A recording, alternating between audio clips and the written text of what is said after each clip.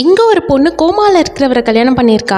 இவர்கிட்ட நிறைய சொத்தெல்லாம் இருக்கு. இவரை கல்யாணம் பண்ணிக்கிட்டா நம்ம கஷ்டப்படவே தேவையில்லையே அப்படின்றதுக்காக கோமால இருக்கிறவரை கல்யாணம் பண்ணிப்பா. இப்போ இந்த பொண்ணோட அம்மா வந்துட்டு காசுக்காக தானே அவரை கல்யாணம் பண்ணிக்கிட்ட, ஒரு வருஷம் ஆயிடுச்சுல, அதான் கல்யாணம் ஆகி அவரை டைவர்ஸ் பண்ணிட்டு வந்துரு, எப்படியும் உனக்கு கொஞ்சம் காசு தருவாங்க, அதை வச்சு நீ செட்டில் ஆகிடு அப்படின்ட்டு சொல்லுவாங்க. என்னதான் அவர் கோமால இருந்தாலும் அவரையே அந்த பொண்ணு லவ் பண்ணிட்டு இருக்கா. அதனால கண்டிப்பா நான் அவரை விட்டுட்டு வரமாட்டேன், கடைசி வரைக்கும் இவர் கூடவே இவரை பார்த்துக்கிட்டே தான் நான் இருப்பேன், நீங்க கிளம்புங்க அப்படின்னு சொல்லிட்டு அனுப்பி வச்சிருவா. இப்போ அவரோட ஷேர் ஹோல்டர்ஸ் எல்லாருமே வந்திருக்காங்க, மீட்டிங்கும் நடக்குது. அதனால அவரோட சார்பா இந்த பொண்ணு தான் அந்த மீட்டிங்க்கு போவா. கோமால இருக்கிறவனுக்குலாம் கல்யாணம், அவனுக்கு ஒரு வைஃபா அப்படின்னு சொல்லி எல்லாரும் கிண்டல் பண்ணிட்டு இருப்பாங்க. இப்போ இவங்க பேசிக்கிட்டே இருக்கும்போது கரெக்டா அவரும் பின்னாடி வந்து நிப்பாரு. கோமால இருந்தவன் எப்படி திடீர்னு இப்படி எந்திரிச்சு வந்து நிக்கிறான் அப்படின்னு சொல்லிட்டு பார்த்தா, இப்போ இவரோட ஷேர் ஹோல்டர்ஸ் எல்லாருமே கூடவே ஃப்ரெண்ட்ஸ் மாதிரி இருந்து இவர் ஏமாத்திக்கிட்டே இருந்தாங்க. இவர் எதை பண்ணாலுமே லாஸ்லேயே தான் முடிஞ்சிட்டு இருந்துச்சு. கூடவே இருக்கிறவங்க தான் யாரோ இதெல்லாம் பண்றாங்க அப்படின்றத தெரிஞ்சுக்கிட்டு ஒரு வருஷமா கோமால இருக்க மாதிரியே நடிச்சுக்கிட்டு இருந்தாரு. கூடவே இருந்த எதிரிங்க யாருன்னு தெரிஞ்சிருச்சு, ஒரு நல்ல பொண்ணையே இவர் கல்யாணம் பண்ணிக்கிட்டாரு.